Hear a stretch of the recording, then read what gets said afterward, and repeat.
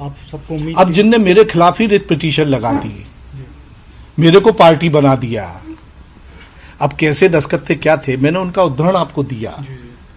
They presented in Supreme Court, और उसके बाद वो आना नहीं चाह रहे हैं, उनके वकील भी बोल रहे हैं। तो उस बात को उद्धृत करते हुए मैं इनके इस्तीफे स्वीकार कर। चलिए ठीक, कांग्रेस के सारे विधायक इस्तीफे दे देते हैं और ये इस्तीफे मिले। अब ये देखिए, मैं तो विधानसभा अध्यक्ष हूं, मैं किसी दल का इस कुर्सी में नहीं माना जाता हूं।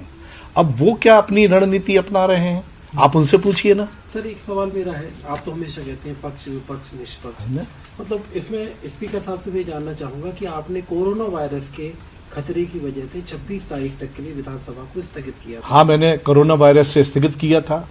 आज 8 बजे आपने प्रधानमंत्री जी को भी सुना होगा, जी।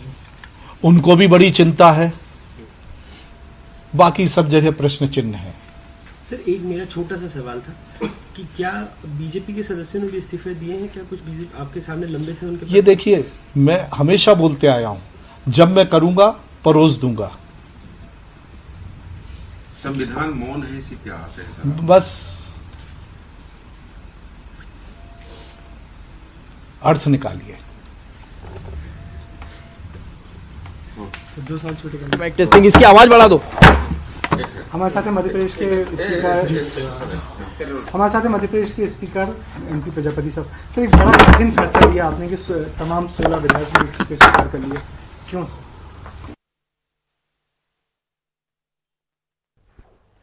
और आप इस वक्त मध्य प्रदेश के विधानसभा अध्यक्ष एनपी प्रजापति को सुन रहे थे, जिन्होंने विधायकों के इस्तीफे को लेकर बातचीत की है और उन्होंने विधायकों के इस्तीफे को लेकर कई तरह की जानकारियां दी है। आपको बता दें कि लगातार उन्होंने ये भी कहा कि हमारे द्वारा नोटिस जारी किया गया, लेकिन उसके बाद भी विधायक नहीं पहुंचे। उन्होंने ये भी कहा कि एक के बाद एक हमने उनसे बातचीत करने के लिए कोशिश की, हमने उन्हें बुलाया, लेकिन उसके बाद भी उनसे किसी तरह की कोई बातचीत नहीं हो पाई। इस पूरे मामले को लेकर विधानसभा अध्यक्ष इस वक्त प्रेस को संबोधित कर रहे थे, प्रेस से बातचीत कर रहे थे और उन्होंने कई मसले को लेकर इस दौरान प्रेस से बातचीत की है।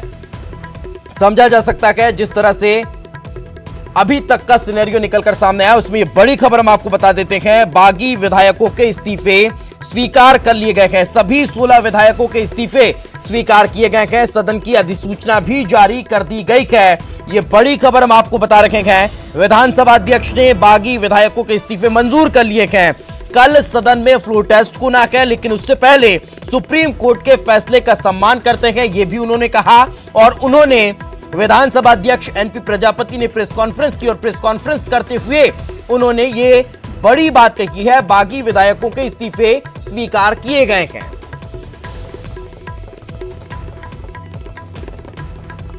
तो आपको बता दें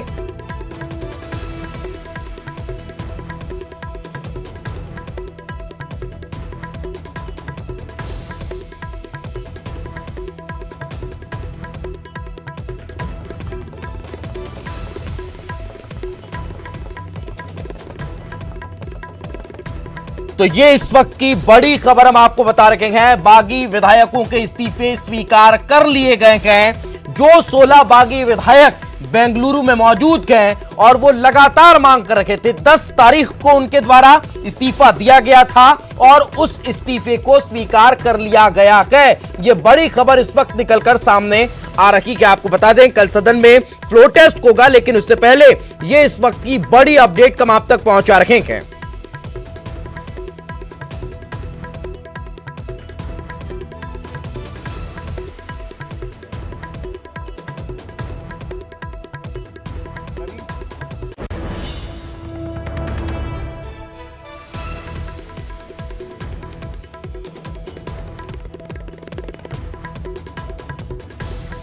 तो इस वक्त ये बड़ी खबर हम आपको बता रहे हैं। सदन की अधिसूचना जारी भी कर दी गई है। साथ ही साथ विधानसभा अध्यक्ष के द्वारा इस्तीफे स्वीकार कर लिए गए हैं। एनपी प्रजापति ने 16 एमएलए के इस्तीफे स्वीकार किए हैं। इस वक्त की बड़ी खबर हम आप तक पहुंचा रहे हैं। आपको बता दें कि लगातार जो सस्पेंस था वो सिर्फ और सिर्फ इन 16 विधायकों पर ही टिका हुआ था। आज जब सुनवाई पूरी हुई, सुनवाई के दौरान जब फ्लोर टेस्ट के लिए आदेशित किया गया तो फिर इस बात की भी टिप्पणी कोर्ट की तरफ से की गई थी कि वो 16 विधायक सदन में पहुंचे न पहुंचे वो उनका विशेषाधिकार है। लेकिन अब जो बड़ी खबर निकलकर सामने आ रखी है वो ये बताई जा रही है कि 16 विधायकों के इस्तीफे स्वीकार कर लिए गए हैं। अब जो मेन चीज है वो कहीं ना कहीं विधानसभा की संख्या पर है। सदस्य संख्या घटकर 206 हो चुकी है और उसके आधार पर बहुमत का जो आंकड़ा है वो अब कहीं ना कहीं सबसे महत्वपूर्ण हो जाता है। और ज्यादा जानकारी के साथ हमारे सहयोगी मनोज हमारे साथ जुड़ चुके हैं। मनोज, और क्या ताजा जानकारी, क्या कुछ कहा विधानसभा अध्यक्ष ने प्रेस कॉन्फ्रेंस के दौरान? जी बिल्कुल, जिस तरीके से मध्य प्रदेश की सियासत चल रही थी उसके बाद सुप्रीम कोर्ट का जो फैसला है उसके बाद ये कयास लगाए जा रहे थे कि कब विधानसभा की तरफ से एक अधिसूचना जारी हो जिसमें ये बताया जाए कि सुप्रीम कोर्ट ने जो फैसला सुनाया है उसके बाद किस समय पर जो है फ्लोर टेस्ट होना है। लेकिन ये तमाम तरीके की कयास लगाए जा रहे हैं। उसके बाद बीजेपी और तमाम कांग्रेस नेताओं के साथ कांग्रेस के पाले की तरफ से मीटिंग हुई और बीजेपी की तरफ से मीटिंग हुई। लेकिन इस बीच ये बड़ी खबर आ रही कि स्पीकर की तरफ से ये मीडिया से जब बातचीत की गई तो उन्होंने कहा कि जो करीब 6 विधायक जो हैं जो कि पहले मंत्री थे उनके इस्तीफे स्वीकार किए गए थे। उसके बाद जो बाकी के जो 16 विधायक जो कि बागी बताए जा रहे थे उनके भी जो इस्तीफे स्वीकार किए गए। बिल्कुल, तो कहीं ना कहीं ये अब बड़ी खबर निकलकर सामने आई। लेकिन क्या कुछ उन्होंने कहा, चलिए वो सुनते हैं।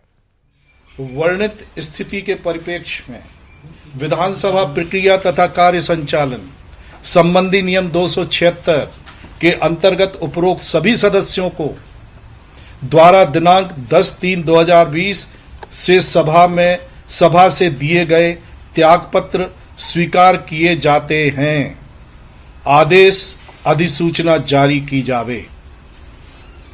सर, ये एक बड़ा सवाल है कि कल हाउस में बहुमत का जो कहा गया है सुप्रीम कोर्ट ने वो होगा क्या? बहुमत परीक्षण कर रहा हूँ। अब ये आप भी देखेंगे, मैं भी देखूंगा। और कल हाउस बुलाया गया है। सुप्रीम कोर्ट का न्यायपालिका का विधायिका पालन कर रही है।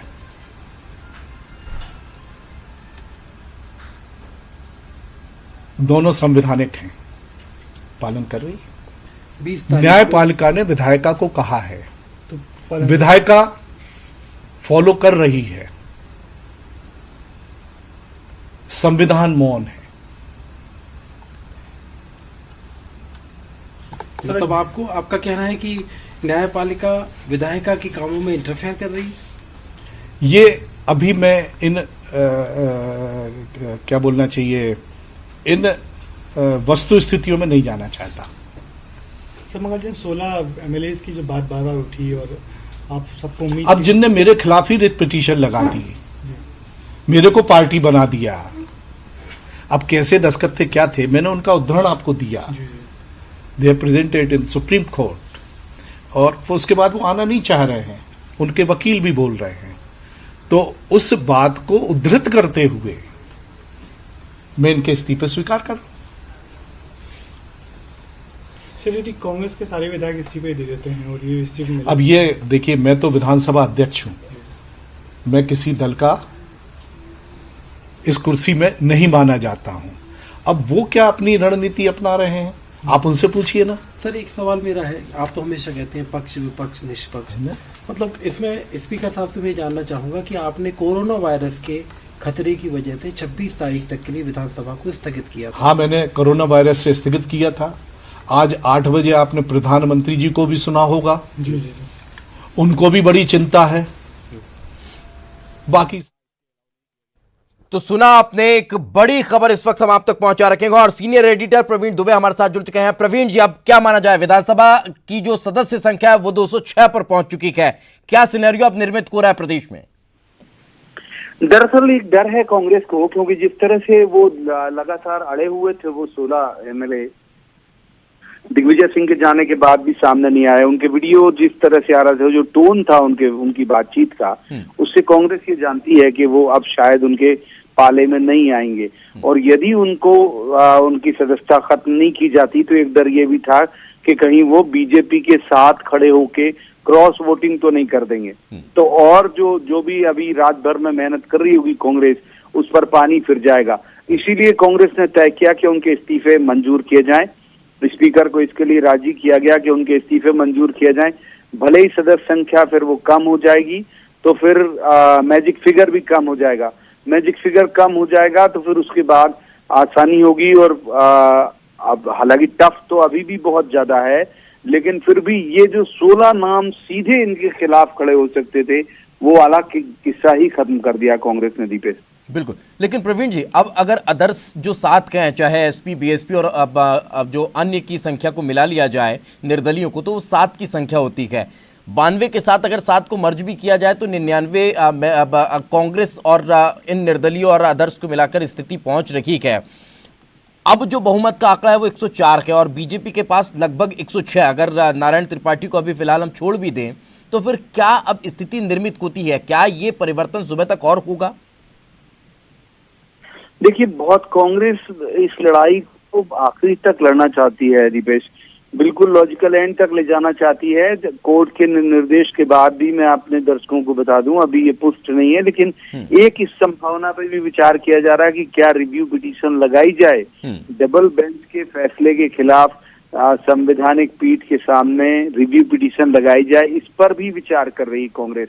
और अगर आप देखें तो अभी तक विधानसभा की कार्यसूची तैयार नहीं हुई, जो अमूमन सत्र के दौरान 8 बजे या 8:30 बजे तक तैयार हो जाती है और वो 8:30 9 बजे तक वो मीडिया में बढ़ जाती है। अभी 11:30 बज गया, अभी तक वो उसकी कार्यसूची तैयार नहीं हुई।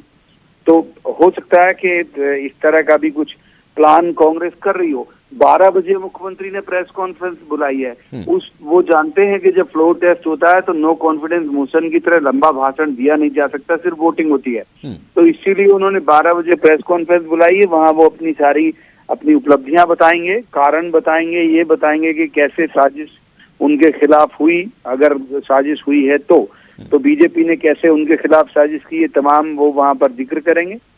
तो कुल मिला के अभी मतलब अगर हम कहें तो बहुत सारी जो हैपनिंग है वो अभी होना बाकी है इसमें।